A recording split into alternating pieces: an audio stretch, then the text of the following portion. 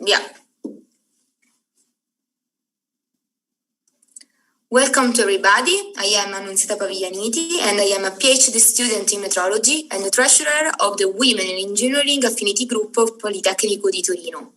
Today, I have the pleasure of welcoming you to the second IEEE We Present event. But let me tell you something about it. The We Present event aims to introduce you the people of our community. Our guests will introduce their research and moreover, they will talk about their path and their experience as a woman engineer and what led them to be part of Politecnico di Torino and in particular of women engineering community. Today, I am glad to introduce you the Professor Gabriella Balestra. She graduated in computer science in 1980, and she obtained a PhD of computer science and system theory in 1989 at Politecnico di Torino. She is actually a research assistant professor at Politecnico, and her main research interests are focused on bioengineering, and in particular on design, medical software design, clinical process modeling, telemedicine, and the use of artificial intelligence and machine learning intelligence methods to the analysis of biomedical images. Eventually, since 2000, she has been active in the development and management of the biomedical engineering programs at Politecnico di Torino. Professor Balestra will present the talk entitled Biomedical Informatics to Support Healthcare Processes. After the talk, there will be time for questions. So I invite all the people who want to ask questions to leave a comment on the YouTube video. Then we will read your comments and ask the questions for you after the talk. Now, please, Professor Gabriella Balestra, the floor is yours.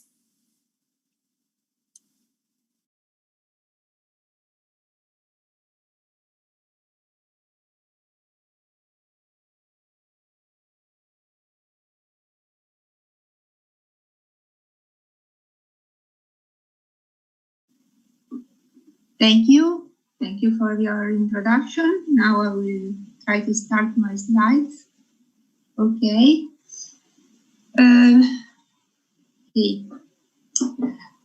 Let's start with a small summary of my career.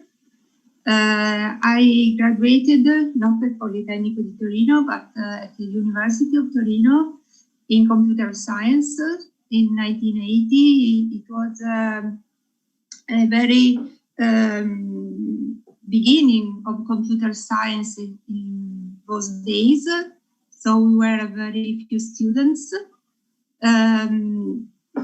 What is, I think, important is that I was, for my thesis, I was looking for a problem that was very popular in that days and was the optimization of traffic lights.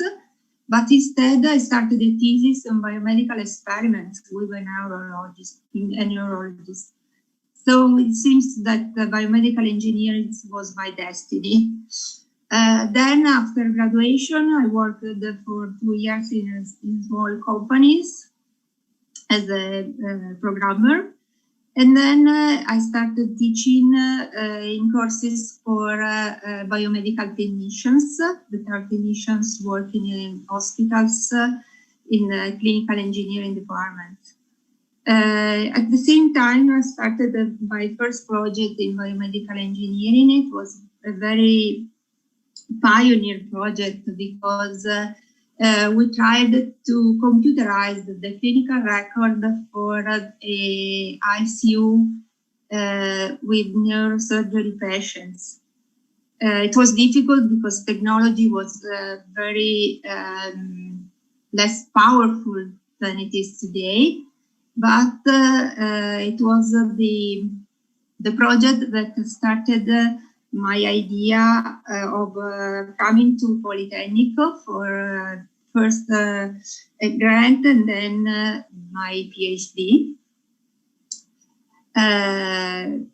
During the PhD, I worked in different biomedical projects, and then as biomedical engineering was still not so spread in the universities at the beginning of 1990. I started my career in Politecnico as a research assistant professor in operational research, because decision theory is something that is, as biomedical engineering, part of my work from the beginning. And in 2000, here at Politecnico, we started the first program in the bachelor program for biomedical engineering.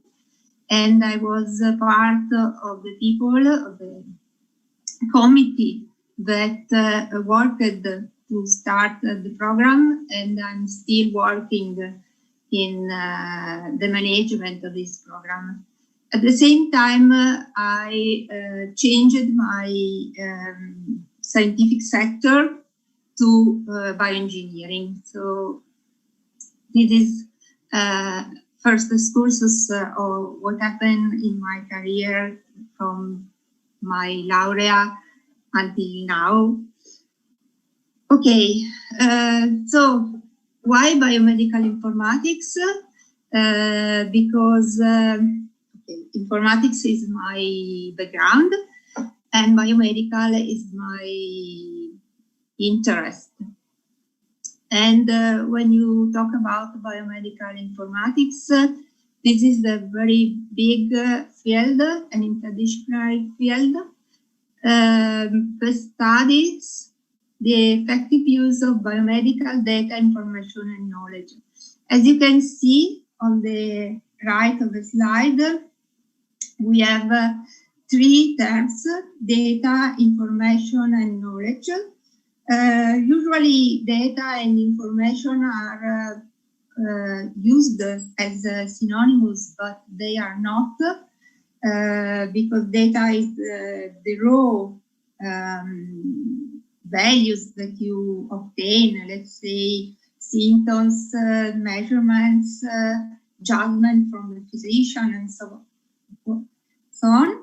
And then if you apply knowledge to data, you obtain information. And if you look at the lower part of the slide, you will see the difference. In this picture, you see data on the left, and then with the application, in this case of a fuzzy classifier, we obtain an aggregation of the data, and we can see what is the behavior of the pathology of the patient during different months. Okay, so this is the background. Now, my research interest, as was said in the introduction, are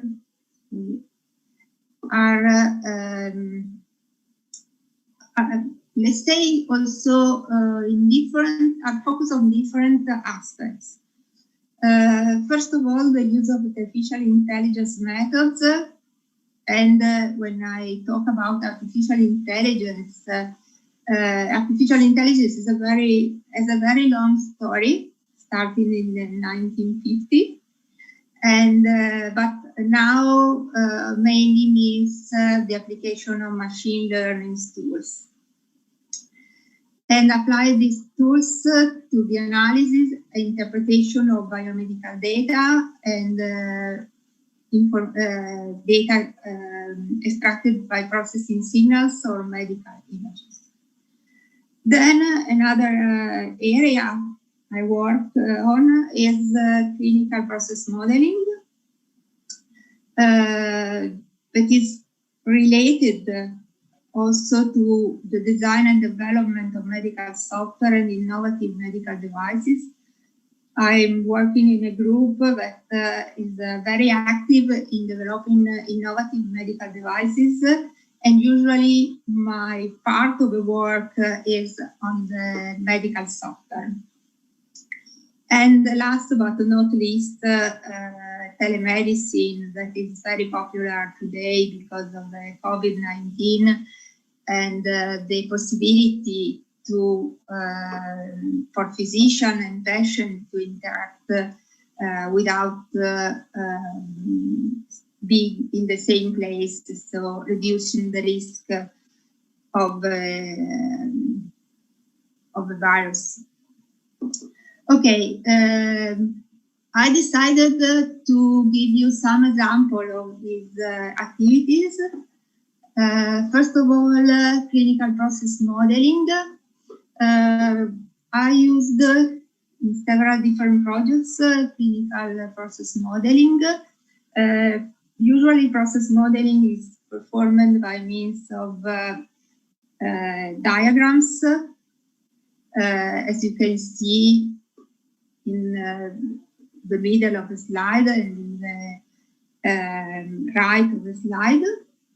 In this project, we used these tools to understand the processes of different services based on telemedicine. And the goal of the project was to obtain a model that could be applied in general to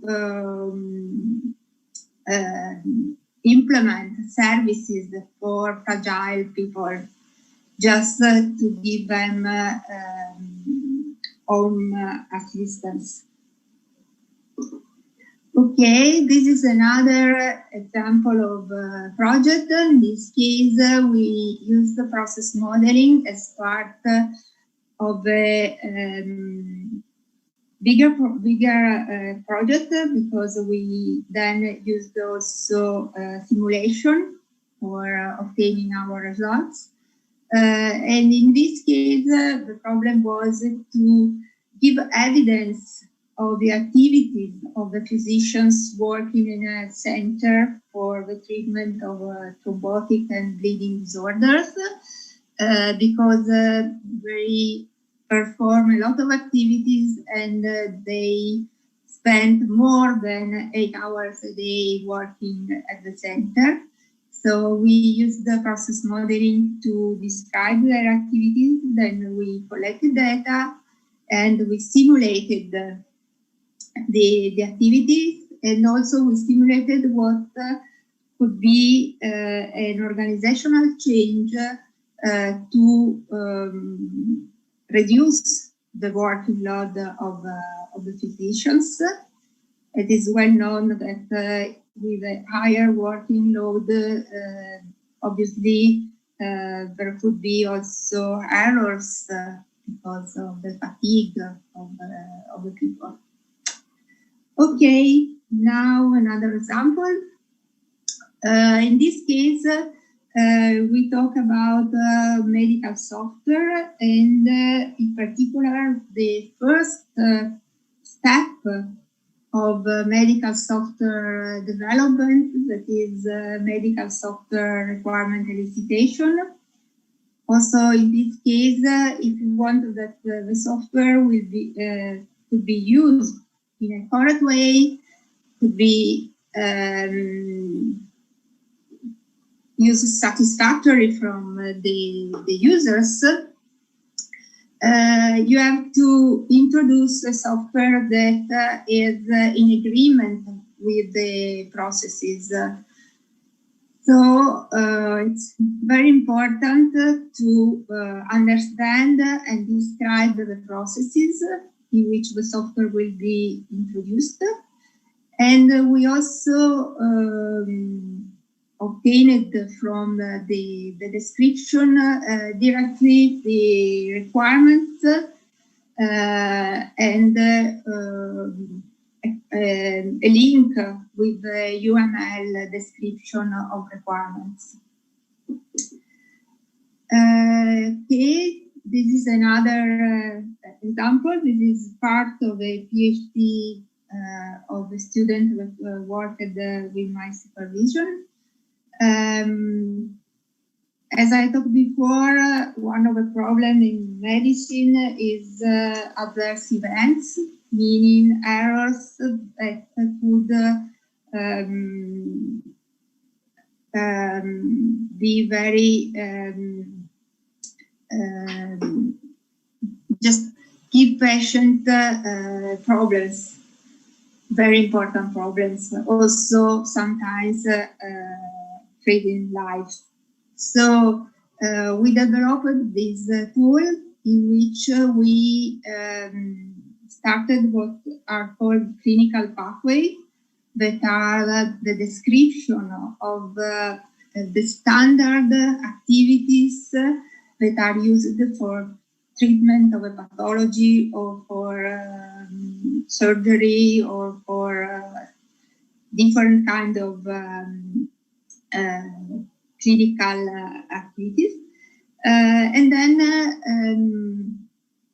obviously, if you describe these activities that are related one each other and form a process, then when you compare the activities performed on a specific patient, they are not exactly the same of the standard, but if everything went well, you have a very small variation, while, as you can see with the gray bar, if there is something strange or maybe a problem for a specific patient or so on, the difference between the clinical pathway and the patient journey, between the standard series of activities and the specific activities performed on the patient differ in a significant way. Okay, as I told before, I work on the development of medical software, mainly on the design part, starting from requirement elicitation and requirement analysis. And as I told you before, I use process modeling to obtain the requirements. If you talk about medical software, you must know that some of the software that are used for care of patients are medical devices, so they should satisfy the law for medical devices. I worked a lot on this part of this device, medical software, development. And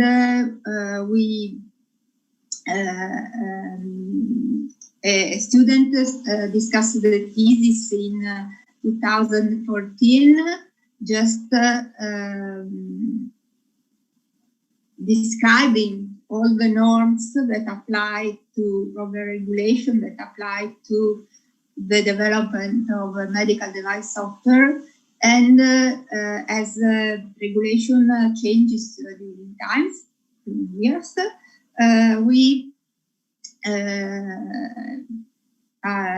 I asked a student last year to do the same things with same work with the new regulation, and she discussed her thesis in July 2020. Okay, then let's go to the artificial intelligence part. In this case, there is an application that is based on clustering. Okay, this application was developed to better understand what happens during gait, and in particular what muscle do during gait. So when you process the EMG signal, that is the signal that is obtained from the activation of muscles during gait, there are bursts of activation, as you can see in the, let's say, where there is in the lower right part of the slide. So if you just put in a diagram all this activation, you see the activation intervals, and it's clear from the picture that they can be very different. So if we want to understand the main pattern of muscle activation, we needed to, we decided to use clustering. And as you can see in the right part of the slide, here you have 3 different patterns that are present for the gait, specific acquisition of gait. Okay, so I'm going very fast because I think it's more interesting to see the different application than to go in details of one of these. So another area of application is radiomics. You can see here 3 different applications, one for the identification of prostate cancer, the other for pediatric brain tissue segmentation, and the recognition of active bone marrow from CT images. When you work for this kind of systems, we call them intelligent systems, and sometimes they are also called computer-aided diagnosis systems. There are some problems that are still open.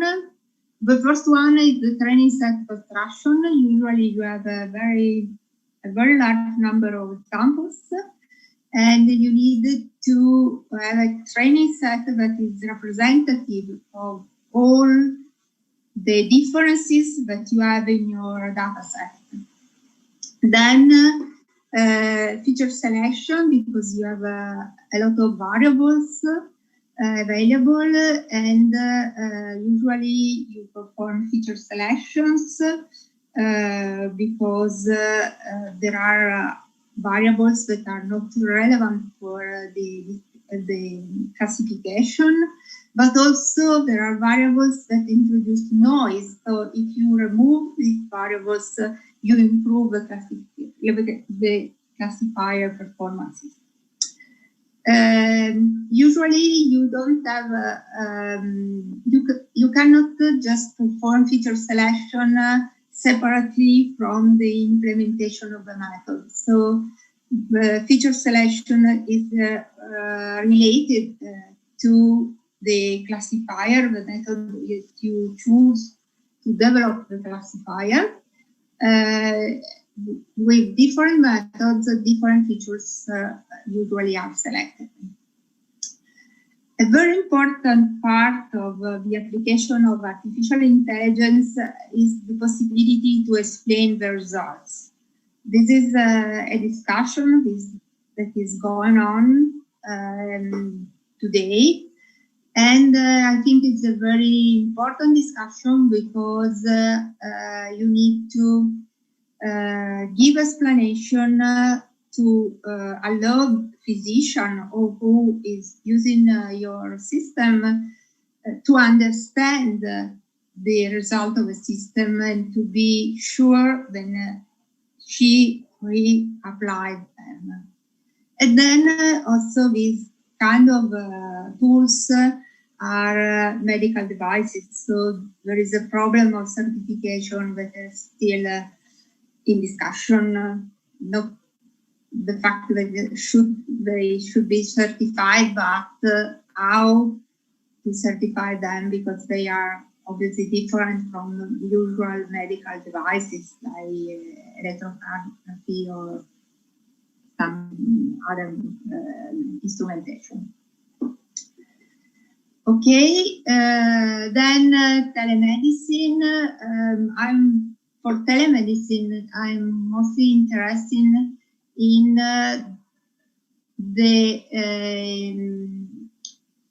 what you need to implement a service with telemedicine. Also, in this case, sometimes the term telemedicine is confusing, meaning it's used to describe the application, while telemedicine is mostly the technology that allow the application. Let's give you an example. If you want to perform what is televisit, you need telemedicine, but televisit is just a kind of visit in which patient and physician are not in the same place. Okay, I think that's it for what I just prepared for you today, and thank you for your attention.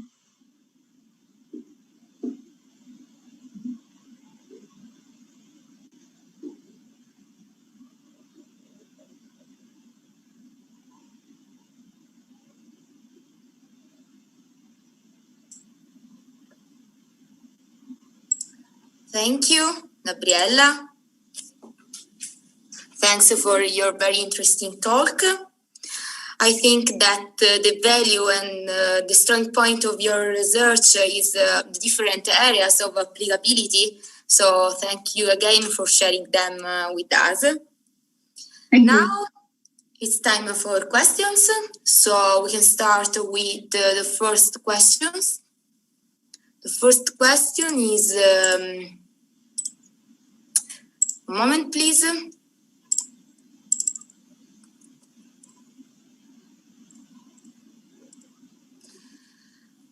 Okay, the first question is, when you use the machine learning algorithms, including the feature extraction phase and the features selection phase, did you get better results than a deep learning approach?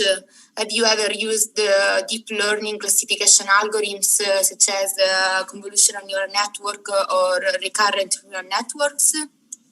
Yes, I use them.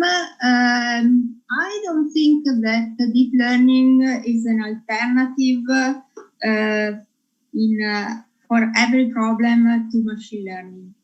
So in my experience, sometimes works better machine learning, and sometimes you obtain very good results with deep learning. So I think the challenge is to understand for your problem if it is better to go to deep learning or to stay with the machine learning methods.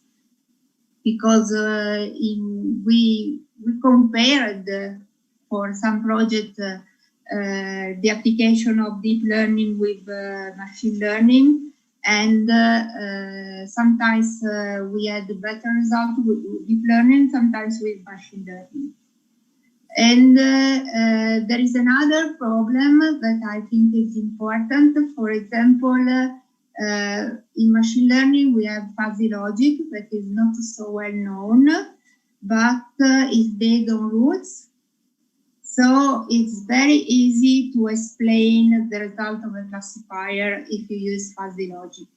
While if you use neural networks, deep or machine learning, doesn't matter, it's very difficult to understand. You have to just give a lot of examples to the net, to train the net, and then to test, to validate the network, and then hope that the answer is good. Usually it is. So I'm confident in neural networks, but I think sometimes I prefer methods that can be explained, can be based on voice. Okay, thank you. Thank you, Gabriella. Now, there is a question about your experience as a woman in engineering. Okay, this is the question. This is a big question. Okay.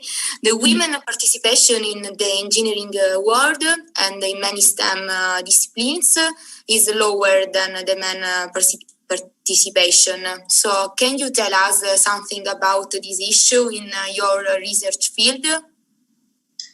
Okay, in my research field is not really the situation.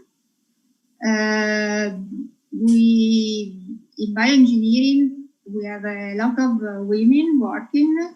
If we look at the biomedical engineering programs, both bachelor and master, the presence of women is 50-50 and men is 50-50. So we have a lot of women that maybe because biomedical engineering is associated with medicine, with care, and I don't know, but anyway.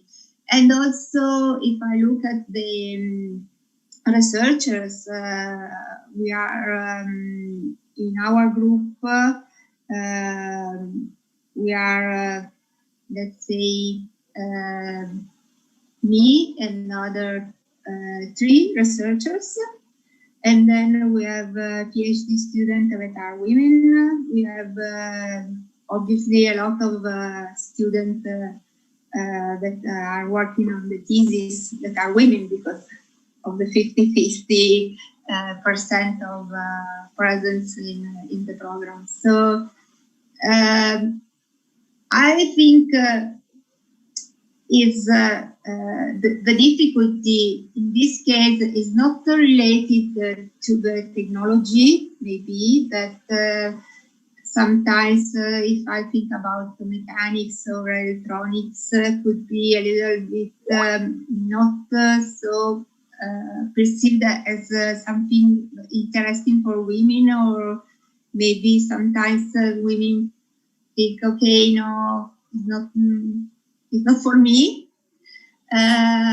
But I think we are still in a country in which a lot of other activities, I think children, elderly people care, the management of the house is in charge of the women. So this could be maybe a problem because you have to be, sometimes I say, like Wonder Woman. So just taking care of your personal activities, or the activities of your personal lives, and then taking care of the activities of your working, research, teaching, and so on. So that could be a difference. Okay, thank you. Thank you, Gabriella. The third question is there any figure that has been of particular inspiration for you during your journey? Any woman in particular? Yes, and it's strange because he's not an engineer or a computer science, but it was the professor working in the that was in charge of the neurosurgery ICU, intensive care unit. I worked with at the very beginning for the computerization of the clinical record. She was a wonderful person, and she encouraged me a lot. So I have a very nice I have very nice memories of her. Unfortunately, she died several years ago, and that in particular in the engineering world, I started working with a professor in Milan during my PhD, but unfortunately she died of cancer, breast cancer, and I don't think I have others inspirational women that inspired me. There was another professor in Pavia that was very important as an example for me, because he was very curious, very active, and working with topics that I like. And then if you think, I like to read about scientists in the past, just going back to Hypatia of Alessandria Tito, then obviously Ada Lovelace and other women scientists. Thank you. And now there is the last question. And this is, okay, what would you say to the students of Politecnico and to future students who want to undertake a path in the world of engineering? Okay, I do it because I'm in charge of just what is the, let's say, in Italian, orientamento, so just the part in which students ask a question, what is going to coming to Politecnico, and they ask questions about the biomedical engineering program, obviously, because I know that, and I just answer question on that. So what is important for me is that you have a solid background. Okay, that you start with enthusiasm, to be prepared, that is difficult, but then that when you finish, you are you have solid knowledge about the method you will apply in your working career. Okay, thank you. Thank you, Gabriella. Typically, we give a certificate of appreciation to our speakers, but given the current situation, we cannot give it to you in person this time, but we will send it to you by mail, with the hope to meet you soon in Turin and give you the certificate by hand. Thank you very much, and thank you for inviting me. And it was a very nice experience. Thank you to you. So first of all, we would like to thank Professor Gabriella Balestra for the interesting talk. Moreover, we would like to thank the people involved in the organization of this event. And also thanks to our virtual guests, the most important part, and our followers, and see you at the next event. So thanks for joining us, and bye.